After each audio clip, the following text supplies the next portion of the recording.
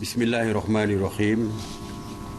Assalamualaikum warahmatullahi wabarakatuh dan salam sejahtera kepada seluruh rakyat Malaysia yang dikasihi sekalian.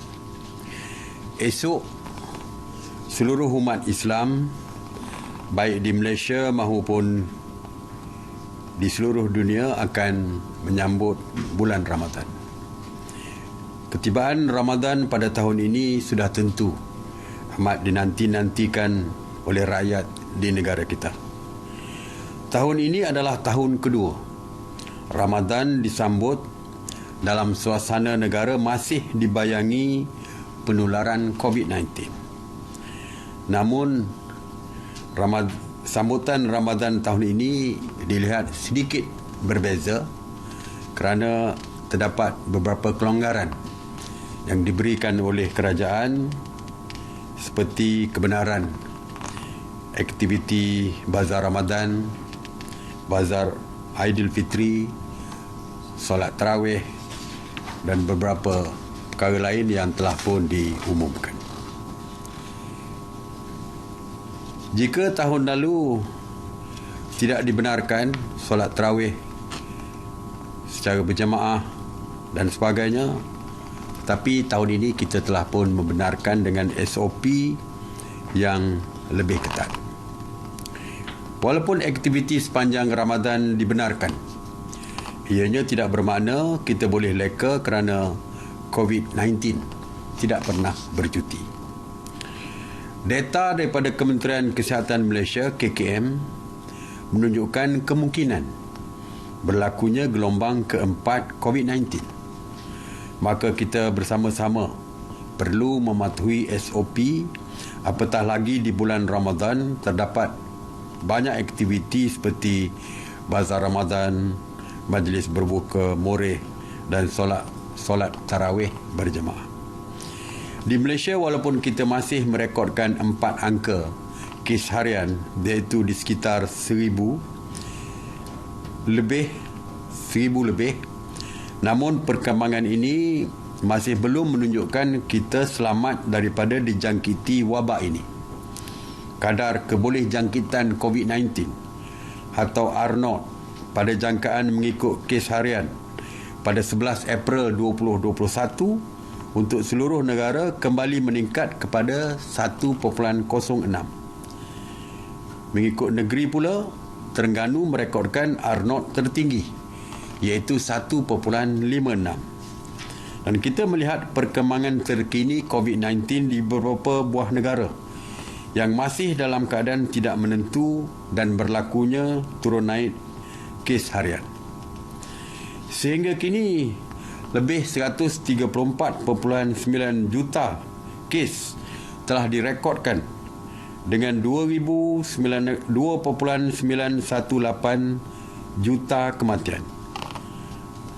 Jadi kes 134.9 juta, manakala kematian 2.918 juta direkodkan di seluruh dunia.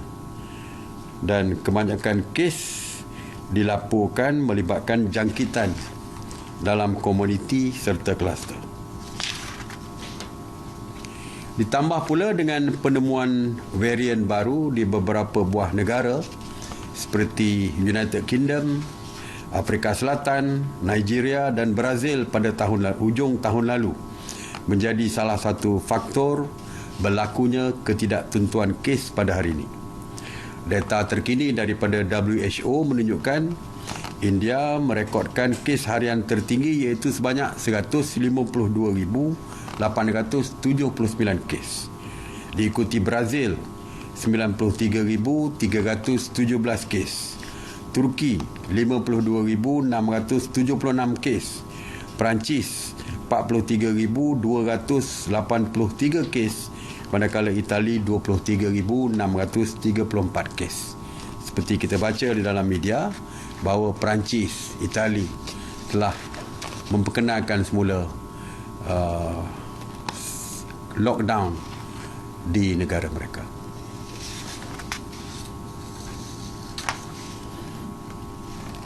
Sidang khas hari ini juga telah mendengar pembentangan oleh KKM mengenai situasi serta penilaian risiko bagi tempoh 14 hari pelaksanaan PKPB serta PKPP di negeri-negeri di seluruh negara yang dijadualkan akan tamat pada 14 April 2021. Secara keseluruhannya, KKM mengesahkan status kes COVID-19 di kebanyakan negeri ketika ini menunjukkan trend tidak stabil serta R0 yang semakin meningkat yang melepasi angka 1. Pemantauan status kes COVID-19 di negeri-negeri mendapati trend penurunan iaitu Perlis, Kedah, Perak, Selangor, Negeri Sembilan, Melaka, Johor, Terengganu, Sabah.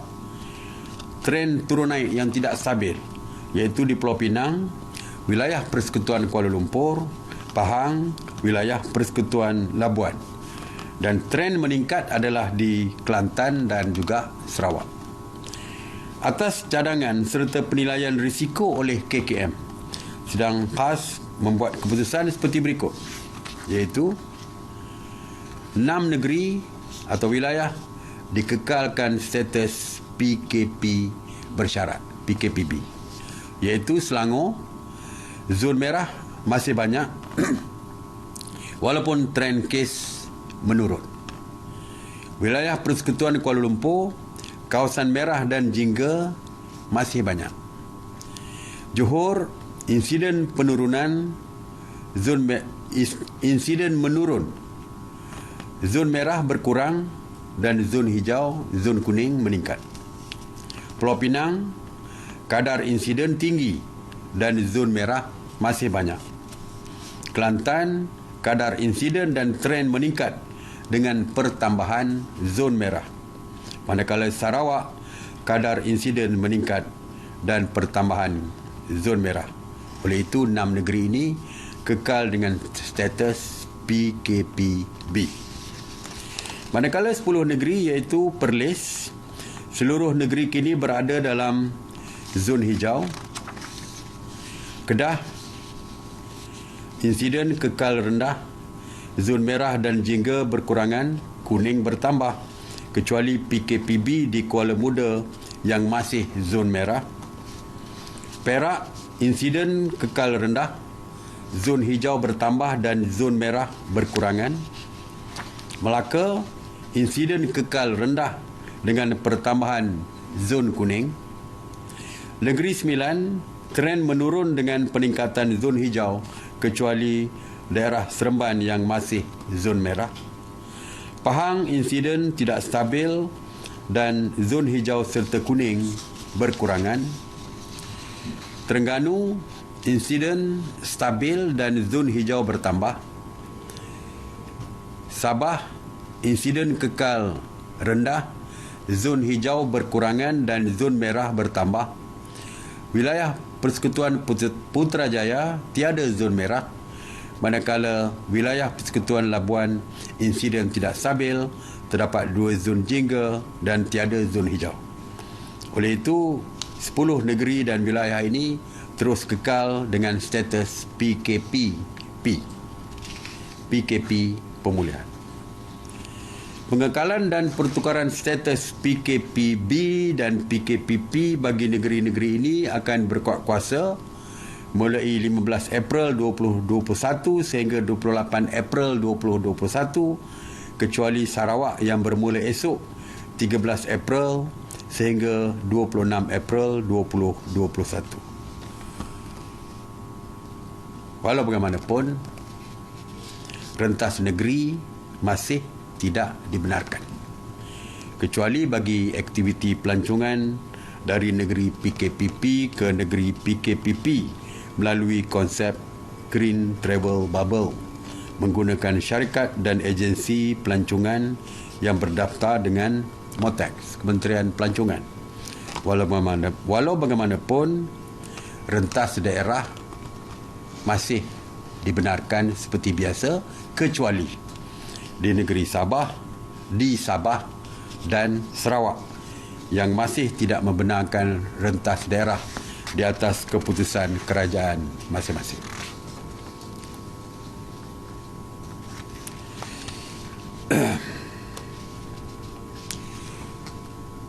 Pihak kerajaan mendapat berbagai-bagai permohonan daripada peniaga, daripada rakyat mengenai keperluan untuk membeli keperluan makanan untuk bersahur, terutamanya yang melibatkan warga bujang. Sebelum ini, operasi di restoran ataupun kedai makan atau warung dihadkan sehingga pukul 12 malam. Daripada 6 pagi sehingga 12 malam atau mengikut syarat lesen yang dikeluarkan oleh PBT. Jadi, jika 12 malam kedai sudah pun ditutup, kedai makan sudah ditutup, ianya akan menimbulkan kesukaran kepada warga yang memerlukan makanan untuk bersahur.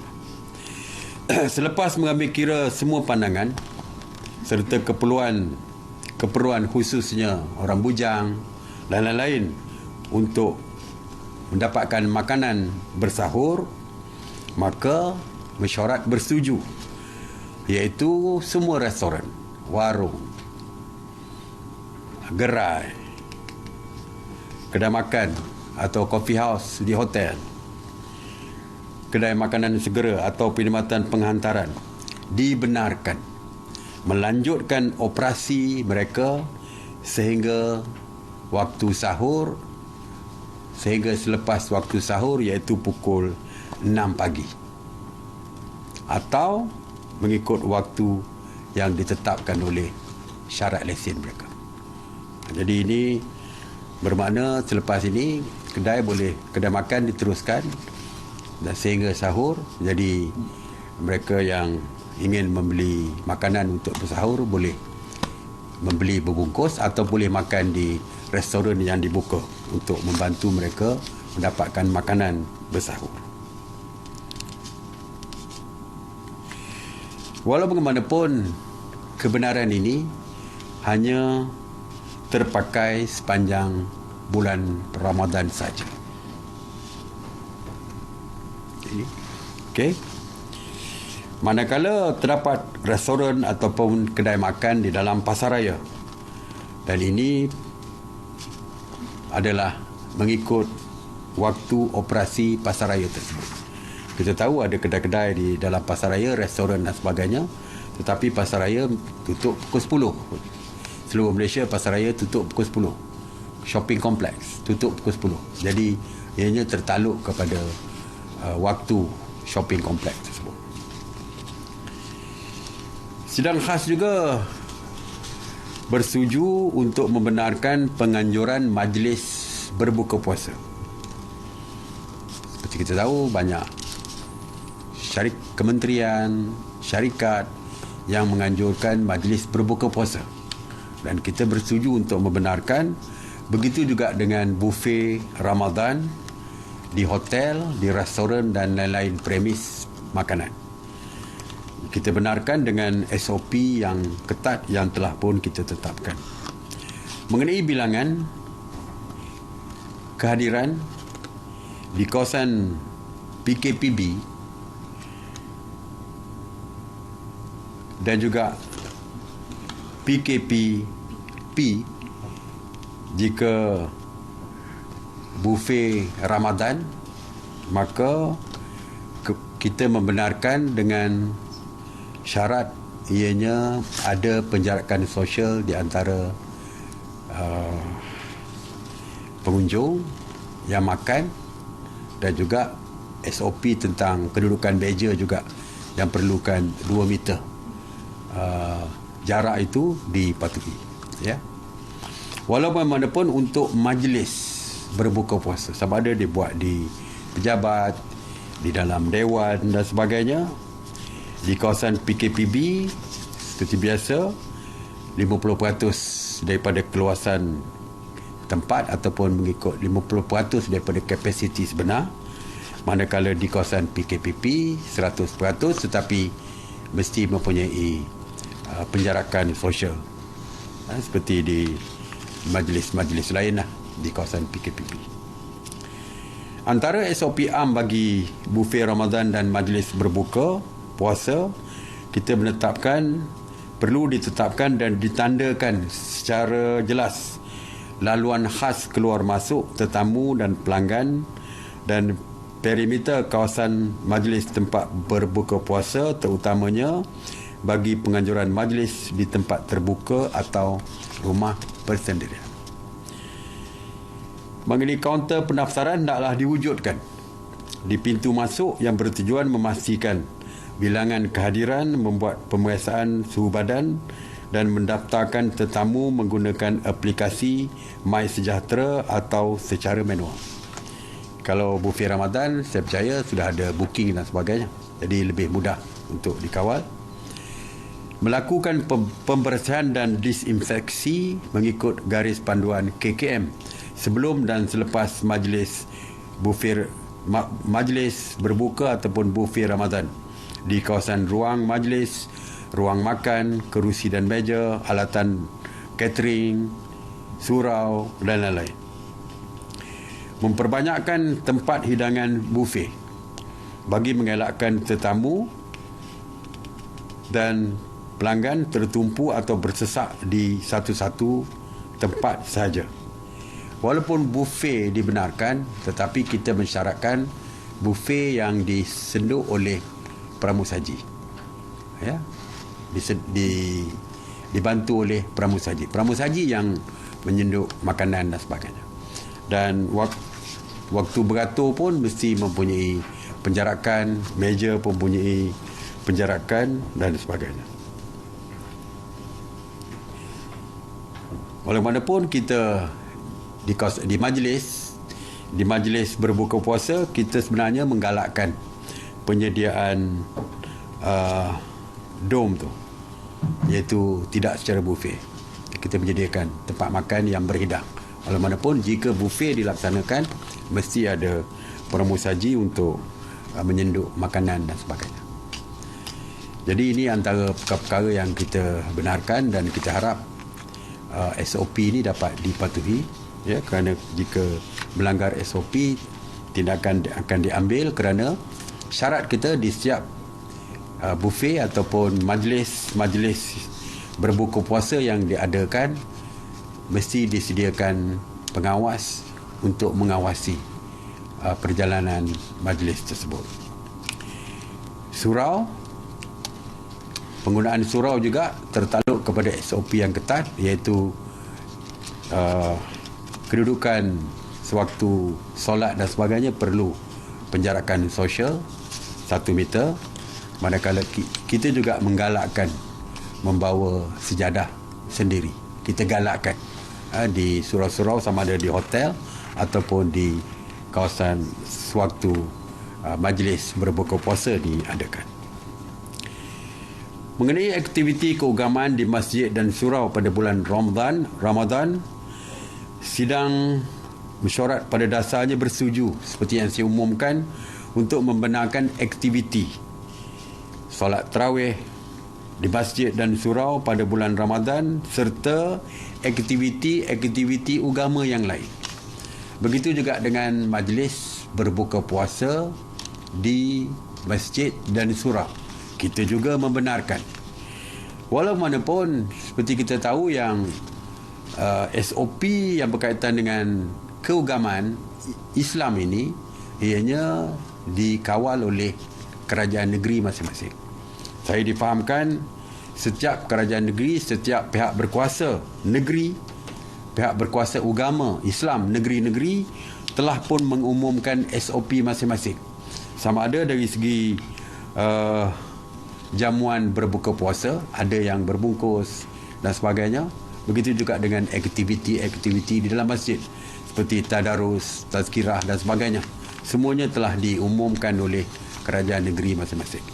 Jadi bolehlah merujuk kepada SOP di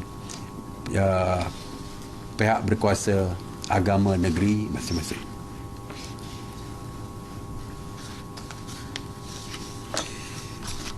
Hari ini saya ingin mengumumkan mengenai PKPD di Sabah. Kerajaan hari ini melaporkan situasi kes COVID-19 di kampung Meruntum, Putatan, Sabah. Sehingga semalam, Kementerian Kesihatan telah melaksanakan 71 ujian saringan dan daripada jumlah itu secara kumulatifnya sebanyak 5 kes positif COVID-19 direkodkan. KKM mengesahkan berlaku peningkatan kes di lokaliti ini serta terdapat 62 sampel ujian saringan yang masih menunggu keputusan. Setelah membuat penilaian risiko bersama pelbagai agensi dalam jawatan kuasa teknikal PKP dan atas nasihat KKM, kerajaan bersetuju untuk melaksanakan PKPD diperketatkan di kampung Meruntum, Putatan, Sabah berkuat kuasa pada 13 April sehingga 26 April 2021.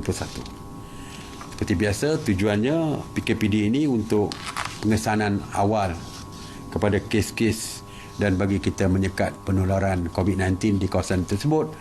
SOP-nya sama saja dengan SOP PKPD, boleh dirujuk di dalam website MKN. Secara ringkasnya, saya ingin maklumkan tentang Task Force Operasi Pematuhan. Semalam sebanyak 3,338 pasukan Task Force Operasi Pematuhan PDRM yang terdiri daripada 14,897 anggota telah melakukan 61,703 pemeriksaan bagi memantau dan menguatkuasakan pematuhan SOP di seluruh negara. Semalam, PDRM telah menahan 111 individu atas kesalahan engkar SOP dan daripada jumlah itu, 101 di kompaun manakala 10 di reman. Kita dapati kes meningkat semula dari segi kegagalan pematuhan SOP ini.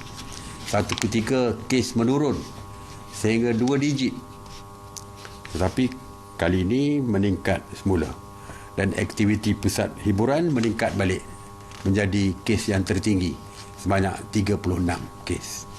Dulu apabila kita umumkan denda RM10,000, kes yang melibatkan tempat hiburan ini telah pun jauh berkurangan hingga satu digit saja. Tapi sekarang mungkin mereka tidak merasakan mereka tidak boleh dikenakan tindakan kerana banyak yang tak setuju dengan RM10,000. Akhirnya kes meningkat semula. Kita berharap pihak polis terus mengenakan tindakan kepada aktiviti pusat hiburan ini dengan maksimum denda kompaun yang maksimum, kerana di bawah ordinans darurat tersebut bahawa mereka masih boleh dikenakan kompaun maksimum. Ya, jadi kita tidak ada diskaun bagi kes yang melibatkan pusat hiburan seperti ini.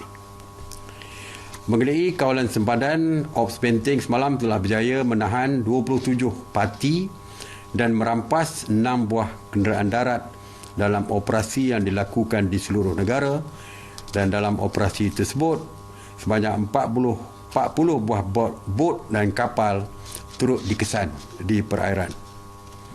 Sebanyak 256 sekatan jalan raya SJR Ops Benteng telah dilaksanakan di seluruh negara.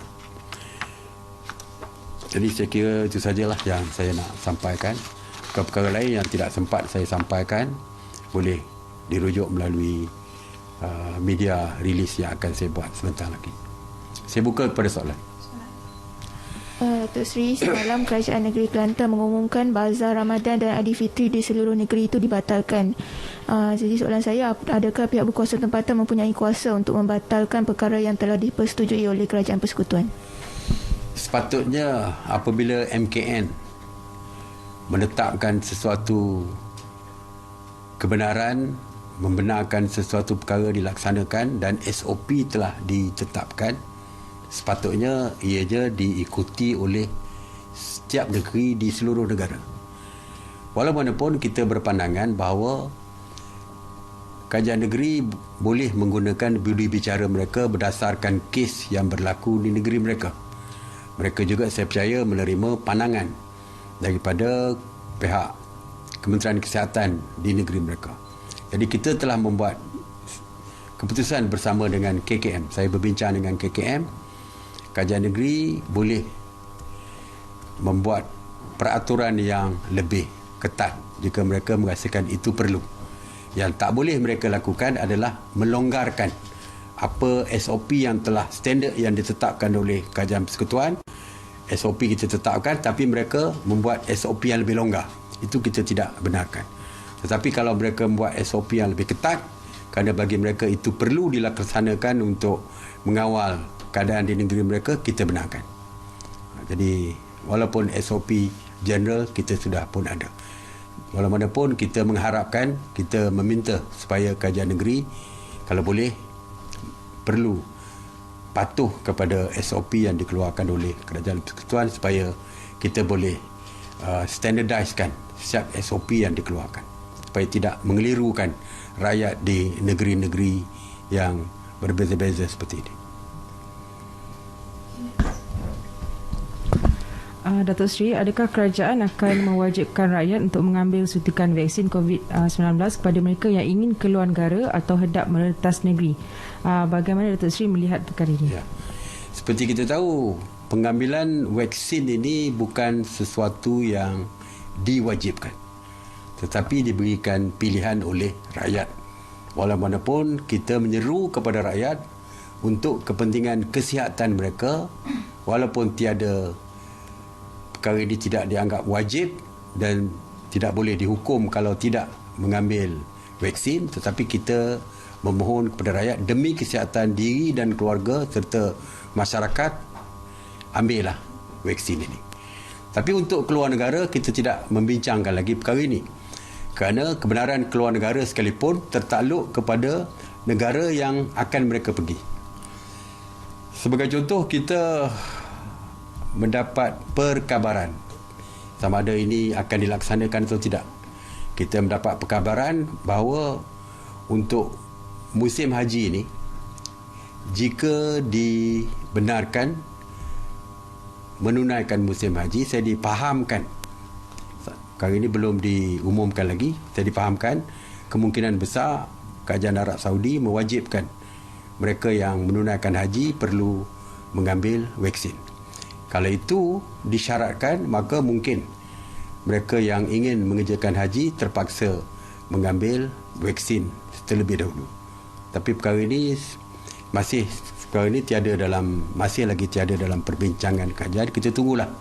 Kita tunggu daripada negara-negara yang berkaitan untuk membuat polisi tentang kemasukan rakyat asing ke negara mereka.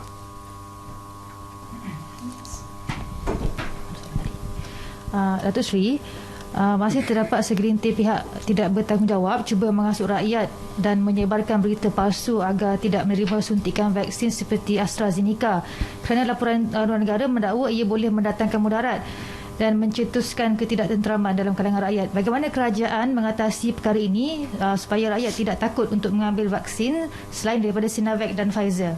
Ya, saya percaya Kementerian Sains dan Teknologi dan Kementerian Kesihatan akan memberikan penjelasan tentang perkara ini. Ya, kita tahu banyak fake news yang bertebaran di negara kita ini. Sebab itulah kajian baru-baru ini telah memperkenalkan ordinan darurat mengenai fake news ini, yang mana tindakan boleh diambil untuk mendapatkan perintah mahkamah untuk menurunkan fake news tersebut, dan kegagalannya boleh menyebabkan tindakan hukuman denda boleh dikenakan. Saya lihat bukan setakat AstraZeneca, tapi fake news terus diedarkan, disebarkan di seluruh negara. Semalam saya mendapat satu audio daripada Kelantan yang marah-marah kepada kerajaan dan sebagainya kerana mengikut kata beliau, PKP akan dilaksanakan di Kelantan. Sedangkan hari ini baru saya mengumumkan Kelantan terus kekal sebagai negeri PKPB, bukan PKP. Jadi jelas menunjukkan bahawa penyebaran berita-berita jahat seperti ini terus dilakukan yang boleh menyebabkan berlaku panik di Kelantan. Bayangkan kalau PKP betul-betul, kalau percaya bahawa berita itu benar, tentu akan berlaku panic buying dan sebagainya, pembelian panik berlaku di Kelantan. Tapi saya harap rakyat tidak perlu percaya kepada berita-berita yang tak sahih ini, kerana jika ada pengumuman mengenai PKP, PKPD, PKPB dan sebagainya, hanya akan diumumkan oleh pihak kerajaan, dan pastinya sayalah yang akan mengumumkan. Jadi tunggulah pengumuman yang sebenar sebelum disebarkan berita-berita palsu, kerana jika ada laporan tentang berita ini, mungkin mereka boleh dikenakan tindakan undang-undang. Okey, terima kasih. Assalamualaikum warahmatullahi wabarakatuh.